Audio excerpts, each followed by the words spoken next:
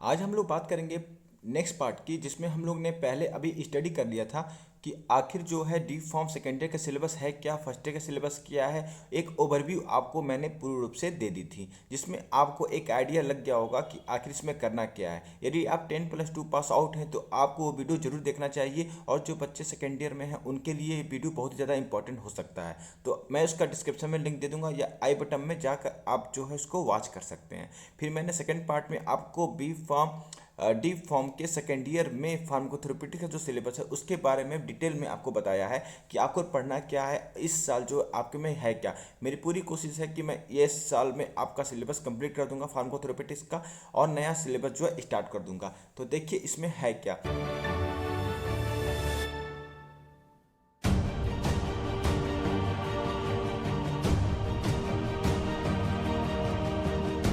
तो फार्माकोथेरेपिटिक्स का सिलेबस जैसे जैसे आगे बढ़ेगा आपको जो है एक नया एक्सपीरियंस मिलेगा, ठीक है, क्लिनिकल नॉलेज के साथ। ठीक है, कोई उसमें जो है रहम नहीं की जाएगी, पूरी क्लिनिकल नॉलेज के साथ आपको दी जाएगी डी फॉर्म लेवल पे। ठीक है, एक्चुअली में ये फार्माकोथेरेपिटिक्स की शुरुआत जो है सबसे पहले form D doctor of pharmacy के स्टूडेंट की यह मेन सब्जेक्ट होता है। पर इस साल जो है पीसीआई ने 2020 के एजुकेशन रेगुलेशन में इंटर कर दिया, क्योंकि आप बेटर जो है पेशेंट को समझ सकें ड्यूरिंग द कम्युनिटी फार्मेसिस के समय, हॉस्पिटल फार्मेसिस के समय, डी फार्म बच्चों के लिए। तो देखिए फार्माकोथेरेपिटिक्स में क्या दिखता है। Pharmacotherapeutics is the treatment of the disease throughout the administration of drug. ठीक है, क्या ये बोलना है, देखिए फार्माकोलॉजी और फार्माकोथेरेपेटिक्स ये दो टर्म्स बहुत ज़्यादा इंपॉर्टेंट हैं। ठीक है, फार्माकोलॉजी में ड्रग क्लासिफिकेशन, ठीक है, इन सब चीज़ों के बारे में हम लोग देखते हैं, मैकेनिज्म एक्शन क्या है, उसके कंट्राडिक्शन क्या है, ये सब चीज़ें हम लोग देखते हैं। पर इसमें ट्रीटमेंट की बात की जाती है। ट्रीटमेंट इन द सेंस क्या आपका मैनेजमेंट होगा। देखिए मैं आपको थोड़ा समझा देता हूँ। एमबीबीएस का जब आप फोर्थ ईयर में होते हो तो उसमें मेडिसिन की बुक पढ़नी होती है। ठीक है, डेविडसन की बुक होती है, बहुत ही पॉपुलर बुक है। ठीक है, जो एमबीबीएस के स्टूडेंट यूज करते हैं। ठीक है, तो उसमें जो है मेडिसिन में जो पढ़ाई होती है सेम टू सेम फार्माकोथेरेपिटिक्स की पढ़ाई है, बस थोड़ा सा अंतर होता है। आपको ड्रग के ऊपर ज़्यादा फोकस की जाती है, मेडिसिन के ऊपर ज़्यादा फोकस की जाती है।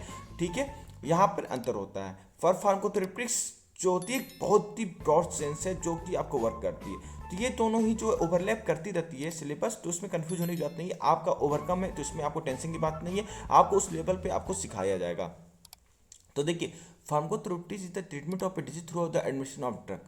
ठीक है, तो इसमें यह कह रहा है कि जब हम ड्रग को एडमिनिस्ट्रेशन करते हैं किसी भी पेशेंट के अंदर जिसके अंदर हमको ट्रीटमेंट देना है, तो वही चीज़ हम लोग यहाँ पे स्टडी करना है। तो pharmacotherapeutics refer to the use of a drug, ठीक है, prevent, treat, diagnosis disease as well as alter normal function as preventive pregnancy. ठीक है, इसका यूज कहाँ कहाँ करते हैं। ठीक है, फार्माकोथेरेपिटिक्स का prevent, treat, diagnosis disease as well as the alter normal function. ठीक है, जो प्रेगनेंसी में होती है। ठीक है, तो बस सीधा साधा है, कोई इसमें बड़ी चीज़ नहीं है। जब जैसे जैसे आगे बढ़ोगे ना तो आपको एक एक टर्म जो है क्लियर हो जाएगा कि हम लोग क्या कहते हैं कि फार्माकोथेरेपिटिक्स का को रिलेशन देखते हैं, को रिलेट क्या करती है। ठीक है, ये होना चाहिए। ठीक है, एक नया चीज़ है तो कोरिलेट का क्या मतलब है, यहाँ पे फार्माकोकाइनेटिक, फार्माकोडायनेमिक, ठीक है, इनसे ये कोरिलेट करती है। तो ये एक पिरामिड बनाया गया है जिसमें कोरिलेशन को दर्शाया गया है। ठीक है, एक पिरामिड है, ठीक है, जिसमें कोरिलेशन को दर्शाया जाता है फार्माकोथेरेपिटिक्स का फार्माकोकाइनेटिक, फार्माकोडायनेमिक्स से। ठीक है, तो वही कर रहा है pharmacotherapeutics correlate pharmacokinetic pharmacodynamic with microbiological और बायोकेमिकल एस्पेक्ट। ठीक है, माइक्रोबायोलॉजिकल लेवल पे, ठीक है, कोरिलेशन करती है, जिसमें डोज के कंसंट्रेशन को बढ़ाकर इफेक्ट को हम लोग देखते हैं। डोज की कंसंट्रेशन को बढ़ाकर इफेक्ट को देखते हैं। देखिए पिरामिड में देखिए साफ लिखा हुआ है। ठीक है, तो डोज, कंसंट्रेशन, इफेक्ट, ये बहुत ही बढ़िया एक कोरिलेशन दर्शाया गया है जो कि आप एग्जाम में लिखेंगे तो बहुत ही अच्छे नंबर मिलेंगे, और एग्जामिनर तुरंत समझ जाएगा कि ये कोरिलेशन बंदा जानता है। ठीक है, तो ये चीज़ आपको पूर्ण मार्क्स भी देता है और अच्छे से दर्शाने की कोशिश भी की जाती है। आई होप आपको इतना समझ में आ गया होगा। इसके आगे हम लोग बढ़ते हैं। रिस्पॉन्सिबल फॉर इंश्योर, ठीक है, responsible for ensuring the safe, appropriate and economical use of medicine for the direct patient care. तो रिस्पॉन्सिबिलिटी क्या होती है फार्माकोथेरेपिस्ट की, कि सेफ हो, जो हमारा मेडिसिन है, ठीक है, इकोनॉमिकल हो, ठीक है, जो हम लोग पेशेंट के ऊपर यूज कर रहे हैं। अब पेशेंट के ऊपर आप ऐसे मेडिसिन यूज करो जो बहुत ज़्यादा महंगी है, ठीक है, और थोड़ा सेफ भी नहीं है, तो क्या कोई मतलब होगा? तो फार्माथेरेपिटिक्स का गोल ही यही है, यही मकसद है, ठीक है।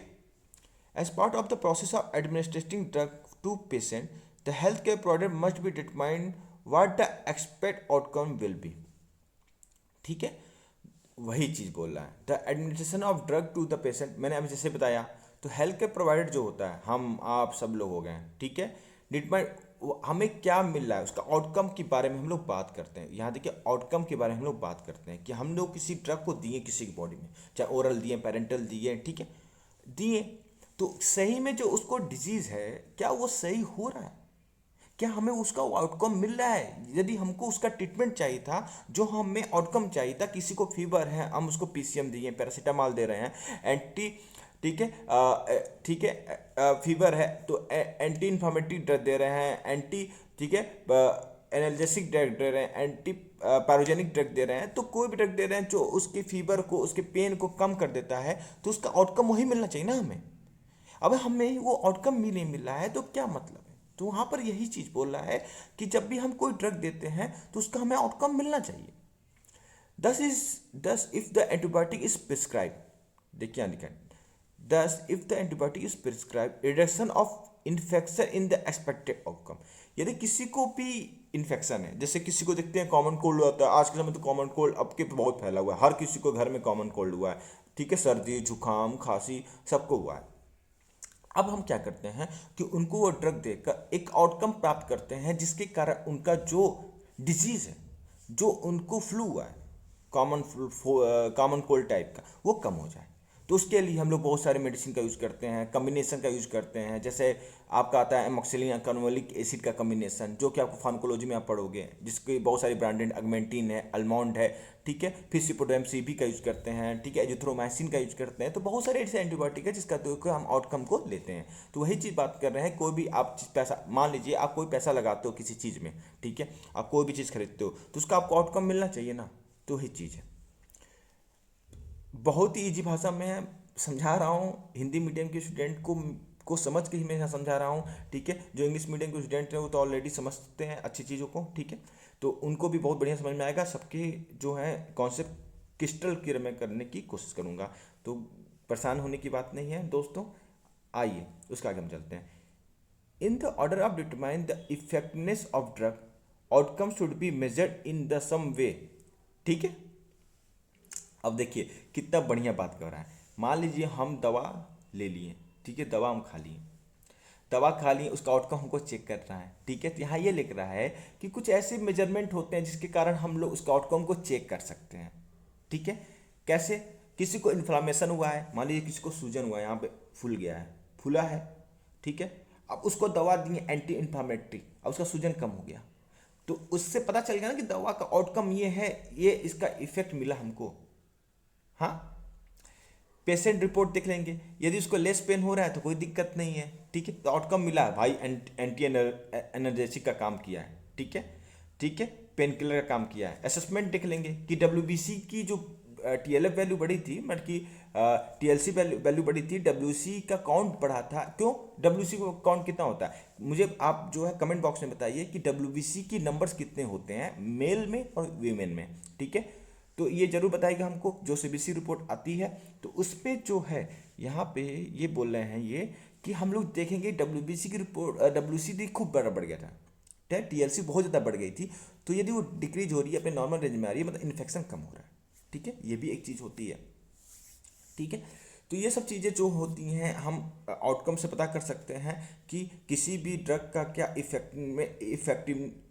इफेक्टिव हो रहा है कि नहीं हो रहा है बॉडी में देने के बाद, ठीक है। तो यहाँ पे बहुत ही जनरल टर्म है, ये आप अपने लैंग्वेज में भी लिख सकते हैं, यहाँ पे ये लैंग्वेज जरूरी नहीं है, आप अपना लैंग्वेज समझिए कि मुझे फार्माकोथेरेपेटिक्स को मैं पढ़ा, फार्माकोथेरेपेटिक्स में क्या हमको रिलेशन था, क्या वो पिरामिड था यार, कहाँ पे क्या लिखा था, ये सब चीज़ें आपको आनी चाहिए एकदम, ठीक है। एग्जाम में आपको आपका दिमाग याद होता है, ये सब नोट्स वोट्स तो हाँ सर दे दो, हाँ नोट्स पढ़ने का काम आता है, पर आपको जो टीचर समझाता है लैंग्वेज में, उसको आपको समझने की जरूरत होती है इजी लैंग्वेज में। ठीक है, एग्जाम में वही लिखते हो, वही आपको नंबर गेन करवाता है। ठीक है, या नंबर गेन की बात क्यों कर रहे हैं, मेरा फोकस नंबर गेन के ऊपर है और डिप्लोमा फार्मेसी एग्जाम के ऊपर है फोकस। ठीक है, एक एक करके हम सब चीज़ क्लियर करेंगे। एग्जाम से पहले ही हम लोग बहुत सारी तैयारी को करने की कोशिश करेंगे। फिर करते हैं आगे। इवन दो टू पेशेंट में हैव द सेम डायग्नोसिस, मान लीजिए दो पेशेंट मेरे सामने आते हैं, आई एम ए डॉक्टर और मेरे सामने दो पेशेंट आते हैं। ठीक है, this does not necessary mean that the same treatment medication in indication. तो उन पे ये जरूरी नहीं है कि हम सेम मेडिकेशन ही चलाएं। मेरी बात समझिएगा, मैं एक जैसे डॉक्टर हूँ, किसी को कॉमन कोल्ड हुआ है, ठीक है, सर्दी जुकाम का मौसम है, इसलिए मैं इसका एग्जाम्पल लेके आपको समझाने की कोशिश कर रहा हूँ कि बच्चों को समझ में जल्दी से आ जाएगा। तो दो पेशेंट मेरे पास आए, उनको जो है मैंने सबका सिम्टम चेक किया, भाई साइन सिम्टम उसकी वाइटल्स सारी चीज़ मैंने चेक की। ठीक है, उस बंदे का भी मैंने सारा चीज़ चेक किया, पर मैं किसी को कोई और ड्रग दूंगा, जैसे मैं एक को दिया अगमेंटिन दे दिया, ब्रांड ने मैं बोल रहा हूँ, ठीक है, इसका साल्ट टाइम बोल बहुत लंबा है, मतलब एमोक्सिलिन कार्बोनिक एसिड बना, मैं एगमेंटिन बोल दिया जो सबसे प्रचलित ब्रांड है, ये अमाउंट दे दिया। दूसरे को मैं सिफोडम सी भी दे रहा हूँ। ठीक है, ठीक है, उसका अलग ट्रीटमेंट चार्ट बना रहा हूँ, इसका अलग ट्रीटमेंट। क्यों? क्योंकि और भी सारे ऐसे कंडीशन होती हैं जिसके कारण जो है हम इसका ट्रीटमेंट चार्ट अलग अलग बनाते हैं। किसी को बीपी होगा, किसी को डायबिटीज होगा, किसी को कुछ और दिक्कत होगा, किसी को कुछ और रिस्क फैक्टर होगा, तो उसके अनुसार जो है सबकी अलग अलग चार्ट बनती है, अलग अलग जो है ट्रीटमेंट होती है। ठीक है, आई होप आपको इतना समझ में आ रहा होगा कि आज समझ में आएगा, ओहो दो पेशेंट को एक कंडीशन पर अलग अलग ड्रग चल सकती है, क्योंकि दूसरे भी रिस्पेक्टर होते हैं। वही जो है फार्माकोथेरेपेटिक्स कहती है आपसे, मैनेजमेंट स्टैंडर्ड ट्रीटमेंट गाइडलाइन की बात करती है, बहुत सारी चीज़ें। आगे मैं आपको बताऊंगा कि बुक्स कौन सी होती है, इसमें बुक्स क्या पढ़ी जाती है, ये भी चीज़ आपको मिलेगी। ठीक है, तो लगे रहिए और आगे बढ़ते हैं और देखते हैं इसमें और क्या है। अब देखिए यहाँ बहुत बढ़िया बात बोला है, the assessing a patient need to the medication and choice the best medication for the patient, the health care provider must be consider many issue. ठीक है, the condition for which the patient is the treated. ठीक है, यहाँ पे पहले हम उसको समझ लेते हैं ऊपर वाले को, मुझे लगता है बहुत लोग के दिमाग से चला गया होगा, फिर पढ़ के सर निकल गए। ठीक है, समझ लेते हैं। When assessing a patient need for medication and choosing the best medication for the patient, the health care provider must be consider many issue. यदि हमको किसी भी पेशेंट में बेस्ट मेडिसिन यूज करना है according to your disease, according to their symptom, according to your sign, according to aetiology, तो health care provider के पास मेन इशू हो सकते हैं। The condition for which the patient to be treated, पहला condition, the patient current drug क्या चल रही है, including prescribed OTC, over the counter drug, non prescription medicine जिसको हम लोग कहते हैं। ठीक है, इलिसाइड ड्रग्स। ठीक है, तो ये सब चीज़ें आपको देखने को मिल जाती हैं। इलिसाइड ड्रग्स क्या होते हैं, आप मुझे कमेंट बॉक्स में बताइएगा, ढूंढ के मैं आपको आंसर जरूर दूंगा। पॉसिबल ड्रग इंट्रैक्शन डेट में भी होगा, तो हम दो ड्रग यूज कर रहे हैं, उसका इंट्रैक्शन हो जाए, ये भी एक बहुत बड़ा इशू है। तो ये सब चीज़ों को हमको रिमाइंड करना पड़ता है। अब पता चले कि अल्कोहल कोई कंज्यूम करता है, हम उसको मेट्रोनाइडाजोल दे दें, भाई मेटाबॉलिक एक्टिविटी कोई धीमा कर देगा, मेटाबॉलिक एक्टिविटी नहीं होगी। तो ये सब चीज़ें जो उसको इशू आ सकते हैं, ये सब चीज़ों को हम लोग ध्यान देंगे। बहुत सारे जो होते हैं डेंजरस हो सकते हैं दो ड्रग के इंट्रैक्शन के कारण, ये सब चीज़ें इशू होती हैं। फिर कंट्राडिक्शन, ये सब चीज़ें आपको देखने को मिल जाती हैं। आई होप, फिर आगे हम लोग बढ़ते हैं इसमें और देखते हैं क्या होगा। पेशेंट मेंटल स्टेटस क्या है, ठीक है, पेशेंट का मेंटल स्टेटस क्या है। ठीक है, ability to complete with direction, ये भी देखना पड़ता है। Need for follow up testing, ठीक है, जो हम लोग पीरियोडिक ब्लड टेस्टिंग करते हैं जैसे सीबीसी यूबीसी। ठीक है, pregnancy and breast feeding status हम लोग देखते हैं। ठीक है, एडवर्स इफेक्ट ऑफ ड्रग देखते हैं जो डॉक्टर प्रिस्क्राइब करता है, registered medical practitioner. Route of the administration, oral, rectal, parenteral, क्या देना है हमको, क्या जरूरत है, क्या इमरजेंसी सिचुएशन है, उसके अकॉर्डिंग हम लोग डिसाइड करते हैं कि उस पेशेंट को क्या चाहिए तुरंत। आईएम देना है, एससी देना है, आईएम, या आपको जो ओरल देना है, ये सब चीज़ डिसीजन होती है with the monitoring medical condition. बहुत सारी ऐसी चीज़ें होती हैं जो कि फार्माकोथेरेपेटिक्स जो आपको बतलाती है। तो फार्मास्यूटिकल्स की भावनाओं को समझते रहेगा, आपको बहुत ही ज़्यादा नॉलेज मिलने वाला है। यदि आप कम्युनिटी फार्मासिस्ट बनना चाहते हैं, हॉस्पिटल फार्मासिस्ट बनना चाहते हैं, तो यह चीज़ें आपको समझने की जरूरत है। मैं एक एक करके और आपको एक्सप्लेन करूंगा डे बाय डे, जो मैंने अपने लाइफ में ऑब्जर्व किया है, पाया है अपने क्लिनिकल नॉलेज से। ठीक है, नीड फॉर द मॉनिटरिंग फार्माकोथेरेपेटिक्स क्यों हुई?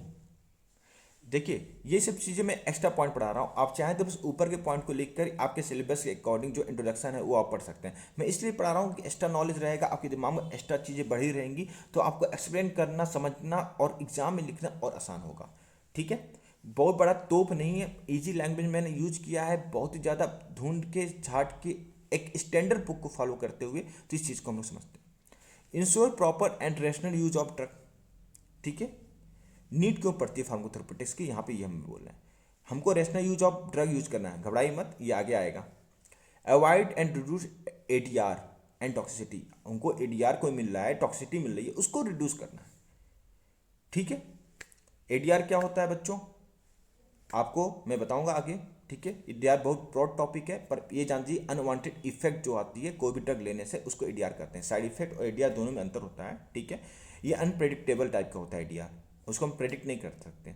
जैसे कि थैलिडोमाइड ट्रेजेडी 1961। ठीक है, थैलिडोमाइड, थैलिडोमाइड, ठीक है, MID, ठीक है, देख लिया। थैलिडोमाइड ट्रेजेडी जो हुई थी 1961 में, ठीक है, वो एडीआर था ही। ठीक है, अब देखिए, maintain drug cost of the optimum level. भाई कॉस्ट को तो मेंटेन करोगे यार, बहुत हमारे देश में तो 80% 90% जनसंख्या गरीब है यार, उनकी कॉस्ट को देख लो। आज भी देख लो, एक ड्रग होती है, बेचारा मरीज को मैं हमेशा पेशेंट को देखता हूँ कि 200 रुपये की होती है, पेशेंट अफोर्ड नहीं कर पाता है। अरे यार, किसी कोई दिन भर 8 घंटे काम करने के बाद 400 रुपये कमाता है, भाई उनको इतनी महंगी मेडिसिन दे तो वो अफोर्ड की नहीं कर पाएंगे, वो खरीद ही नहीं पाएंगे भाई। तो हमको ये चीज़ भी देखनी है, पेशेंट की सेफ्टी के लिए ऐसे ही नहीं बनना है फार्मासिस्ट। ठीक है, हर चीज़ को समझ समझ के ही बनना है कि पेशेंट की सेफ्टी, कॉस्ट इफेक्टिव सब चीज़ होती है, फार्माको इकोनॉमिक्स, ये सब चीज़ें देखनी पड़ेंगी हमको, तभी जाके होगा। ठीक है, still providing many quality and effective product, ensure patient compliance. ठीक है, पेशेंट की कंप्लायंस भी बहुत जरूरी होती है। ठीक है, पेशेंट कंप्लायंस मतलब उनकी कंफर्टेबल के हिसाब से उनको देना है। ठीक है, पेशेंट इंश्योर करना है कि पेशेंट कंप्लायंस है कि नहीं। Exploit the advance of knowledge made the research and scientist. ये सब चीज़ें जो होती हैं फार्माकोथेरेपेटिक्स में नीड है, कित नीड है, इस कारण बहुत सारी चीज़ें और भी बहुत सारी हैं। ठीक है, स्कोप क्या है, ये आपके कोर्स में भी है, स्कोप की बात भी करनी चाहिए। The course is design to important knowledge and skill necessary for contribute the quality use of medication. वही चीज़ ऊपर पड़ता है, quality of medicine, cost of medicine, तो ये चीज़ें क्वालिटी ऑफ मेडिसिन, इस कारण जो है इसका स्कोप है। Chapter dealt cover the briefly pathophysiology and mostly A therapeutic and various disease. देखिए, हम एक चीज़ बता दे रहे हैं, फार्माकोथेरेपेटिक्स में आपको एटियोलॉजी, पैथोफिजियोलॉजी और क्या नाम है मेडिकेशन, इसकी साइन सिम्टम डायग्नोसिस यहाँ तक कि हल्की सी पढ़नी होगी, पर हमको लगता नहीं है, क्योंकि डॉक्टर ऑफ फार्मेसी कोर्स में डायग्नोसिस के बारे में डिटेल में देते हैं, वो सब चीज़ें पढ़ाया जाता है। और यहाँ पर आपको जो 5 जो मैंने सिलेबस में एक्सप्लेन किया था, 5 से 6 चीज़ें वही आपको पढ़नी है, वो टाइम लेवल रखिएगा, क्योंकि बाकी भी आपके चैप्टर्स हैं वो भी पढ़ने होते हैं। ठीक है, तो मैं आपको ब्रीफली में बताऊँगा, थोड़ा सा आपको डायग्नोसिस भी सिखा दूंगा। ठीक है, तो यहाँ पर जो है chapter deal cover briefly pathophysiology and mostly therapeutic of the various disease. ठीक है, क्या बोला है, पैथोफिजियोलॉजी को ब्रीफली करता है और मोस्टली जो होता है थेरेपेटिक के ऊपर वो होता है, ऑब्जर्व करता है, मतलब कि भाई इसका ध्यान उसी पे थेरेपेटिक्स के ऊपर। This will be enable to student to understanding the pathophysiology of common disease and their management. ठीक है, देखिए पैथोफिजियोलॉजी तो नया चीज़ ही पढ़ते हैं, जब आप आपके बायोकेमिस्ट्री एंड पैथोफिजियोलॉजी है, ठीक है, वहाँ पे आप डिटेल में पढ़ोगे पैथोफिजियोलॉजी। यहाँ पर आपको मैनेजमेंट के ऊपर मैं ध्यान दूंगा। आपको देखिए, आप फार्माकोलॉजी पे पढ़ लोगे ना और बायोकेमिस्ट्री एंड पैथोफिजियोलॉजी पढ़ लोगे ना, आपको ये पैथोफिजियोलॉजी बहुत मतलब कि फार्माकोथेरेपेटिक्स बहुत ईजी हो जाएगा। ठीक है, यहाँ पे मैनेजमेंट के ऊपर हम फोकस करेंगे और ड्रग के ऊपर फोकस करेंगे, कैसे क्या चलाना है, क्या करना है। ठीक है, अब देखिए ऑब्जेक्टिव के बारे में बात करते हैं कि ऑब्जेक्टिव क्या है इसके। अब ऑब्जेक्टिव आ गया मेरा। At a complication of the subject, it is expected that student will be able to understanding the pathophysiology of selected disease state and the rationale for drug therapy, therapeutics approaches for management of this disease। ठीक है, controversies in drug therapy, The importance of the preparation of individual therapeutic plan based on the diagnosis need to be identify the patient specific parameter relevant to the, ठीक है, initiating drug therapy and the monitoring the therapy. देखिए मैं ऊपर ये सारा चीज़ explain कर चुका हूँ, वही घुमा फिरा के इधर का उधर ऑब्जेक्टिव लिखा हुआ है, ठीक है, वही चीज़ यहाँ पर ये बोल रहा है, बहुत एक्सप्लेन किया है ऊपर। यदि आप मेरी बातों को ऊपर ध्यान सुने होंगे, मैंने कहानी के रूप में हंसा हंसा के बताया है, तो यहाँ पे आप आराम से लिख डालोगे कि मेरे ऑब्जेक्टिव में क्या बोल रहा है। Including alternative time course, clinical laboratory indication, therapeutic response and adverse effect, ठीक है। Describe the pathophysiology of selected disease state and the explain the rational for the drug therapy, ठीक है। फिर यहाँ देखिए क्या कह रहा है कि यहाँ बोला है summarise the therapeutic approach of management of the this disease including refer to the latest available evidence. कोई भी लेटेस्ट जैसे कोविड आया था, क्या है, एक पेंडेमिक डिजीज है, ठीक है, उसका एक मैनेजमेंट, एक स्टैंडर्ड थेरेपेटिक गाइडलाइन बनी, ठीक है, क्या क्या चलना चाहिए। फिर उसके बाद वैक्सीन आई, ठीक है, तो वही बोल रहा है इसके एविडेंस भी होने चाहिए। Discusses the controversial drug therapy, discuss the preparation of individualization therapeutic plan based upon the diagnosis, identify the patient specific parameter related to initiating drug therapy and mounting the therapy, ठीक है। यह सब चीज़ें आपको देखने को मिल जाती हैं। तो ये ऑब्जेक्टिव है, इसमें आप छाट के लिख लिया, 5-6 एग्जाम में यार बहुत है, 5-6 ऑब्जेक्टिव बहुत होता है, मैं तो ऐसे लिख दिया कि आपको समझ में आ जाता। अब आइए आपको कुछ चीज़ें मिलेंगी, ठीक है। बुक्स कौन सी होगी, मेरी बात सुनिएगा। बुक्स देखिए, ये बुक्स जो है ना, दो हैं, और ये टेक्स्ट बुक्स हैं और रेफरेंस बुक भी होती हैं। ये डॉक्टर ऑफ फार्मेसी जो करते हैं स्टूडेंट, उनके लिए बुक पढ़ाई जाती है, ठीक है। उनको ये बुक्स डिटेल में पढ़नी पड़ती है, पूरी पढ़नी पड़ती है, बहुत डीप नॉलेज लेनी पड़ती है। तो पर यहाँ पे मैंने आपको इसलिए लिख दिया कि आप बुक्स के नाम जाने रहो, ठीक है। आपको उतनी बड़ी बुक नहीं पढ़नी है, ठीक है। उनका 3 साल का बहुत बड़ा सिलेबस होता है, ठीक है। उनको उनके हॉस्पिटल से मिलता है, हॉस्पिटल में जाके उनको पेशेंट देखने होते हैं, पीपीएफ भरने होते हैं, ठीक है, पेशेंट प्रोफाइल फॉर्म भरने होते हैं, बहुत वो होता है। तो उतना मुझे पढ़ना भी नहीं है, ठीक है ना, उतना जाना जो मेरा सिलेबस है, जो मुझे कम्युनिटी फार्मेसी हॉस्पिटल फार्मेसी में काम आएगा, मुझे उतना पढ़ना है। पर मैं बुक का नाम बता दे रहा हूँ कि किसी को आपको बता सको, ठीक है, अपने टीचर्स को या किसी को भी आप बता सको कि इस बुक से ये अप्रोच लिया गया, यहाँ से रेफरेंस ली जाती है, ठीक है। मैं ज़्यादातर यही 2 बुक का यूज़ करता हूँ रेफरेंस के रूप में, ठीक है। बाकी भी बहुत सारे बुक्स हैं, गुडमैन गिलमैन भी है यहाँ तक की। तो यहाँ पे देखिए पहला बुक है जो कि मेरा फेवरेट आता है, रॉगर एंड वाल्कर, ठीक है। मेरा है चर्चिल लिविंग स्टोन का है, पब्लिकेशन का है, बहुत ही ज़बरदस्त बुक है, क्लिनिकल फार्मेसी एंड थेरेपेटिक्स का, ठीक है, और बहुत ही बढ़िया लिखा हुआ है, ठीक है। फिर है फार्माकोथेरेपेटिक डीपीरो की बुक है, ये बहुत चलता है, और क्या नाम है, डॉक्टर ऑफ फार्मेसी जितने जो करते हैं स्टूडेंट, उनको में ये बुक बहुत ज़्यादा प्रचलित है डीपीरो की, ठीक है। इसमें 2 बुक आती हैं डीपीरो को भी। तो आई होप आपको ये समझ में आ गया होगा। ये दोनों बुक जो होती हैं बहुत ही प्यारी और क्यूट हैं, क्योंकि मैं इसलिए कह रहा हूँ क्योंकि आप बुक से दिल जब लगाते हो ना, तो आपको अपने आप कंसेप्ट क्लियर होते हैं। देखिए मैं वालकर का 1-2 फोटो रेफरेंस के रूप में दिखा देता हूँ आपको, ठीक है। यहाँ पर है, ये रहा, देखिए यहाँ पे ड्रग यूज प्रोसेस इंडिकेशन बताया गया, और डिफिनेशन ऑफ क्लिनिकल, यहाँ देखिए definition of clinical pharmacy pharmacotherapeutics care and medication management. तो यहाँ पे देखिए need for the drug, select regiment, providing drug, ठीक है। ये सब drug administration, monitoring drug therapy, ये सब चीज़ें थोड़ी एक्सप्लेन की गई कि होता क्या है, इसमें क्या बताई गई है, और इसमें क्या क्या आपको पढ़ने को मिलता है, ठीक है। इसलिए आपको जो है ये अप्रोच जो है क्लियर करने की कोशिश की गई है। और बाकी जो है यहाँ पर देख लीजिए बहुत ही सुंदर लिखा हुआ है, यहाँ आपको बुक आपको कहीं मिलेगा नहीं। क्लिनिकल फार्मेसी क्या होता है, ठीक है। Clinical pharmacy comprise set of a function that promote the safe effective and economic use of the medicine for the individual patient, ठीक है। क्लिनिकल फार्मेसी यही होता है, ठीक है। तो यहाँ पर जो है आपको डायरेक्ट पेशेंट इंटरेक्शन देखने को मिलता है, जिसमें इकोनॉमिक यूज हो मेडिकेशन का, और इफेक्टिव हो और सेफ हो मेडिकेशन, एक एविडेंस बेस पे हो, ये सब चीज़ें जो है एक क्लिनिकल फार्मेसिस्ट करता है। फिर फार्मास्यूटिकल केयर, ठीक है, ये भी देख लीजिए, ये फार्मेसी प्रैक्टिस का ही पार्ट होता है, जिसमें फार्मास्यूटिकल केयर जो होती है को operating patient central system for achieving specific positive patient outcome from the responsible provision of the medicine, ठीक है। The practice of the clinical pharmacy is essential component in the delivery of the pharmaceutical care. Clinical pharmacist का ही काम होता है इस pharmaceutical care provide करने का, ठीक है। तो बड़े बड़े जो कंट्रीज होती हैं, डेवलप कंट्रियाँ होती हैं, वहाँ पे बहुत ज़ोरों से चल रहा है। अब इंडिया में भी स्टार्ट हो चुका है, अब बहुत जगह आप देखने को मिल सकता है।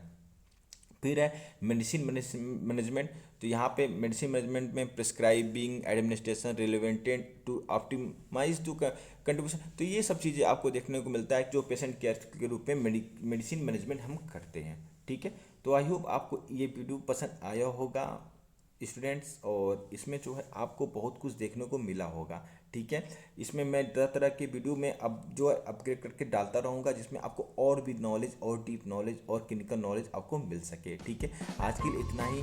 और यदि आप फेसबुक चैनल पर नहीं जुड़े हैं तो वहाँ पर आप देख सकते हैं कि फार्मेसी फील्ड में क्या हो रहा है न्यूज़ सेटिंग के रूप में। ठीक है, और आप ट्विटर चैनल को भी फॉलो कर लीजिए, जो मैं आपको डिस्क्रिप्शन में इसका लिंक दे दूंगा। ठीक है, और चैनल को सब्सक्राइब कर लीजिए, शेयर जरूर करिए, लाइक भी करिए, और दूसरे जो डिफॉर्म स्टूडेंट हैं उनको भी पहुंचाइए, जिसके कारण उनको भी इसका फ़ायदा मिल चुक सके। और कैसा लगता है मेरा वीडियो कमेंट बॉक्स में ज़रूर बताइएगा। ठीक है, फिर मिलेंगे नए वीडियो के साथ। Thank you.